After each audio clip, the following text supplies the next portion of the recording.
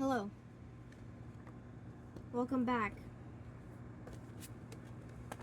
to The Summer I Turned Pretty.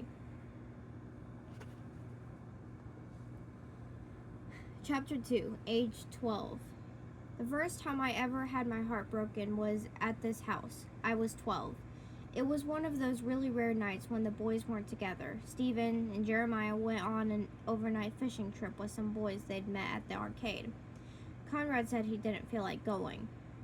And of course, I wasn't invited. So it was just me and him. Well, not together, but in the same house. I was reading a romance novel in my room with my feet up on the wall when Conrad walked by. He stopped and said, "Belly, what are you doing tonight?" I folded the cover of my book over quickly. "Nothing," I said. I tried to keep my voice even, not too excited or eager. I had left my door open on purpose, hoping he'd stop by. "Want to go to the boardwalk with me?" he asked. He sounded casual, almost too casual. This was the moment I'd been waiting for. This was it. I was finally old enough. Some part of me knew it too. It was ready. I glanced over at him, just as casual as he'd been. "Maybe. I've been craving a caramel apple." "I'll buy one for you," he offered. "Just hurry up and put some clothes on and we'll go. Our moms are going to the movies. They'll drop us off on the way there." I sat up and said, "Okay." As soon as Conrad left, I closed my door and ran over to my mirror. I took my hair out of my braids and brushed it. It was long that summer, almost to my waist. Then I changed out of my bathing suit and put on some white shorts and my favorite gray shirt. My dad said it matched my eyes.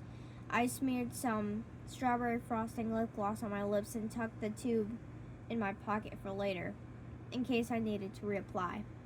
In the car, Susanna kept smiling at me in the rearview mirror. I gave her a look. "Quit, please." But I wanted to smile back. Conrad wasn't paying attention anyway. He was looking out the window the whole way there.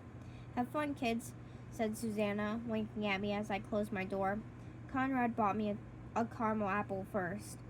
He bought himself a soda, but that was it. Usually he ate at least an apple or two, or a funnel cake. He seemed nervous, which made me feel less nervous. As we walked down the boardwalk, I let my arm hang loose, in case, but he didn't reach for it. It was one of those perfect summer nights, the kind where there's a cool breeze and not one drop of rain. There would be rain tomorrow, but that night there were cool breezes and that was it. I said, "Let's sit down so I can eat my apple." So we did. We sat on a bench that faced the beach. I bit into my apple, carefully. I was worried I might get caramel all stuck in my teeth, and then how could he kiss me? He sipped his Coke noisily, and then glanced down at his watch. "When you finish that, let's go to the ring toss." He wanted to win me a stuffed animal. I already knew which one I'd pick. The polar bear with wire-framed glasses and a scarf. I had my eye on it all summer. I could already picture myself showing it off to Taylor. "Oh, that? Conrad Fisher won it for me." I wolfed down the rest of my apple in 2 bites. "'Kay," I said, wiping my mouth with the back of my hand. "Let's go." Conrad walked straight over to the ring toss, and I had to walk super quick to keep up. As usual, he wasn't talking much, so I talked even more to make up for that. I think when we get back, my mom might finally get cable. Steve and I have been trying to convince her forever. She claims to be so against TV, but then she watches movies on A&E, like the whole time we're here. "It's so hypocritical," I said, and my voice trailing off when I saw that Conrad wasn't even listening. He was watching the girl who worked the ring toss. She looked about 14 or 15. The first thing I noticed about her was her shorts. They were canary yellow, and they were really, really short. The exact same shorts that the boys made fun of me for wearing 2 days before. I felt so good about buying those shorts with Susanna, and then the boys had laughed at me for it. The shorts looked a whole lot better on her. Her legs were skinny and freckled, and so were her arms. Everything about her was skinny, even her lips. Her hair was long and wavy. It was red, but it was so light it was almost peach. I thought it might have been the prettiest hair I've ever seen. She had it pulled over to the side, and it was so long that she had to keep flicking it away as she handed people rings. Conrad had come to the boardwalk for her. He brought me because he hadn't wanted to come alone, and he hadn't wanted Stephen or Jeremiah to give him a hard time. That was it. That was the whole reason. I could see it all in the way he looked at her, the way he almost seemed to hold his breath. Do you know her? I asked. Come on. No. There we go. He looked startled, like he'd forgotten I was there. Her? No, not really. I bit my lip. Well, do you want to? Do I want to what? Conrad was confused, which was annoying. Do you want to know her? I asked impatiently. I guess. I grabbed him by his shirt sleeve and walked right up to the booth. The girl smiled at us, and I smiled back. But it was just for show. I was playing a part. How many rings? She asked us. She had braces, but on her they looked interesting. Like teeth jewelry, and not just orthodontics. We'll take 3, I told her. I like your shorts. Thanks, she said. Conrad cleared his throat. They're nice. I thought you said they were too short when I wore the exact same pair 2 days ago. I turned to the girl and said, Conrad is so overprotective. Do you have a big brother? She asked. Oh, she laughed. No. To Conrad, she said, You think they're too short? He blushed. I'd never seen him blush before. Not in the whole time I knew him. I had a feeling that it might be the last time. I made a big show of looking at my watch and said, Con, I'm gonna go ride the Ferris wheel before we leave. Win me a prize, okay? Conrad nodded quickly, and I said bye to the girl and left. I walked over to the Ferris wheel as fast as I could so they wouldn't see me cry. Later on, I found out the girl's name. I found out the girl's name was Angie. Conrad ended up winning me the polar bear with the wireframe glasses and a scarf. He said Angie told him it was the best prize they had. He said he thought I'd like it too. I told him I'd rather have the giraffe, but thanks anyway. I named him Junior Mint, and I left him where he belonged, at the summer house.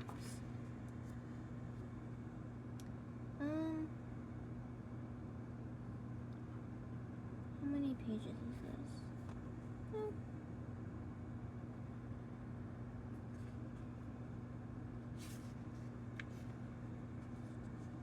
That's only 2 pages. I'll do another one. After I unpacked, chapter 3. After I unpacked, I went straight down to the pool, where I knew the boys would be. This is present time, by the way. They were lying around on the deck chairs, their dirty bare feet hanging off the edges. As soon as Jeremiah saw me, he sprang up. Ladies and gentlemen, he began, bowing like a circus ringmaster. I do believe it is time for our first belly flop of the summer. I inched away from them uneasily. Too fast a movement and it would be all over. They'd chase me then. No way, I said. Then Conrad and Stephen stood up, circling me. You can't fight tradition, Stephen said. Conrad just grinned evilly. I'm too old for this, I said. I walked backward, and that's when they grabbed me. Stephen and Jeremiah each took a wrist. Come on, guys, I said, trying to wriggle out from their grasp. I dragged my feet, but they pulled me along. I knew it was futile to resist, but I always tried, even though the bottoms of my feet got burned along the pavement in the process. Ready? Jeremiah said, lifting me up under my armpits. Conrad grabbed my feet, and then Stephen took my right arm, while Jeremiah hung on to my left. They swung me back and forth like I was a sack of flour. I hate you guys, I yelled over their laughter. 1, Jeremiah began. 2, Stephen said. And 3, Conrad finished. Then they launched me into the pool, clothes and all. I hit the water with a loud smack. Underwater, I could hear them busting up. The belly flop was something they'd started about a million summers ago. Probably it had been Stephen. I hated it, even though it was the only times I was included in their fun. I hated being the brunt of it. It made me feel utterly powerless, and it was a reminder that I was an outsider, too weak to fight them. All because I was a girl, somebody's little sister. I used to cry about it, run to Susanna and my mother, but it didn't do any good. The boys just accused me of being a tattletale. Not this time, though. This time, I was going to be a good sport. If I was a good sport, maybe maybe that would take away some of their joy. When I came up to the surface, I smiled and said, "You guys are 10-year-olds for life," Stephen said smugly. His smuggy face made me want to splash him and soak him, and his precious Hugo Boss sunglasses that he worked for 3 weeks to pay for. Then I said, "I think you twisted my ankle, Conrad." I pretended to have trouble swimming over to them. He walked over to the edge of the pool. "I'm pretty sure you'll live," he said, smirking. "At least help me out," I demanded. He squatted and gave me his hand, which I took. "Thanks," I said giddily. Then I gripped tight and pulled his arm as hard as I could. He stumbled, fell forward, and landed in the pool with a splash, even bigger than mine. I think I laughed harder right then and there. I think I laughed harder right then than I've ever laughed in my whole life. So did Jeremiah and Stephen. I think maybe all of Cousins Beach heard us laughing. Conrad's head bubbled up quickly and swam over to me in about 2 strokes. I was worried he might be mad, but he wasn't. Not completely. He was smiling, but in a threatening kind of way. I dodged away from him. "Can't catch me," I said gleefully. "Too slow." Every time he came close to me, I swam away. "Marco," I called out, giggling. Jeremiah and Stephen, who were headed back to the house, said "Polo," which made me laugh. Which made me slow to swim away, and Conrad caught my foot. "Let go," I gasped. Still laughing. Conrad shook his head.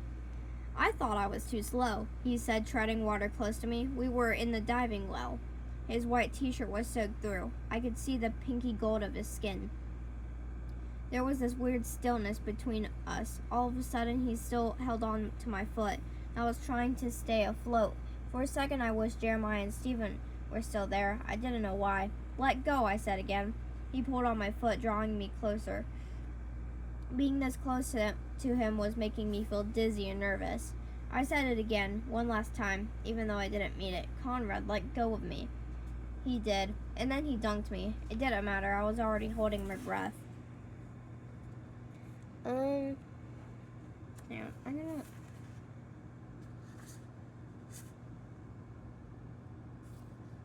How much did I read?